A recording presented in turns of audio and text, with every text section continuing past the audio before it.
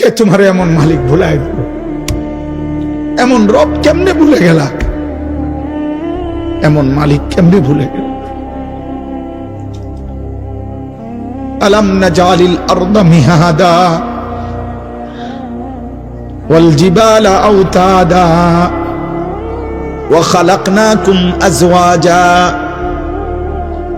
ওয়া জাআলনা নাওমাকুম সুবাতা ওয়া জাআলনাল লাইলা লিবাসা ওয়া জাআলনান নাহারা মাশা।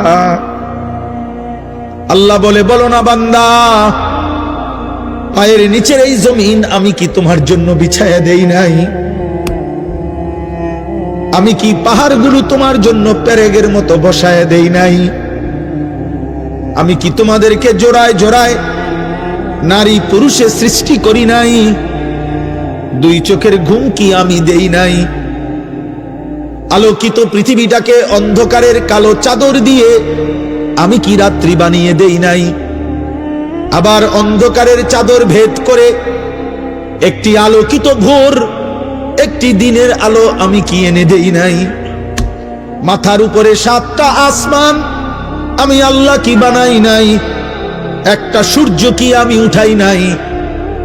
আসমান থেকে অঝোর ধারায় বৃষ্টি আমি আল্লাহ কি নামাই নাই?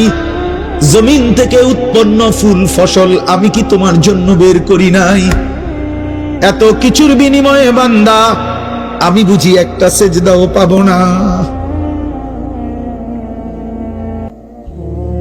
আজ ঘরে যাইও না আব্বা।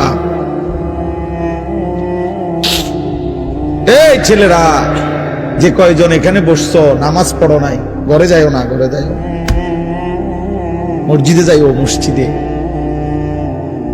মালিকের সেজদা দিয়ে যাইও। বেনামাজি যদি ঘুমায় যাইয়া ঘুম যদি আর না ভাঙ্গে, রাত যদি আর ভোর না হয়, এই পৃথিবীর বাস্তবতা এটা। এজন্য আমি অনুরোধ করলাম, আল্লাহ বলেন, বান্দা সব তো আমার প্রশংসা করবা না কেন? রব্বিল আলামিন, আমি তো জগৎ সমূহের পালন কর্তা। আমি শুধু সৃষ্টিকর্তা না যে বানাইয়া ছেড়ে দিছি। কোম্পানি আর জানে না তার মাল কোথায় গেছে। দুনিয়ার কোম্পানি তো এমন হয় যে কোম্পানি বানাইয়া ছেড়ে দিছে, বাজারজাত করে দিছে প্রোডাক্ট করে, এখন আর কোম্পানি জানে না তার মাল কোথায়।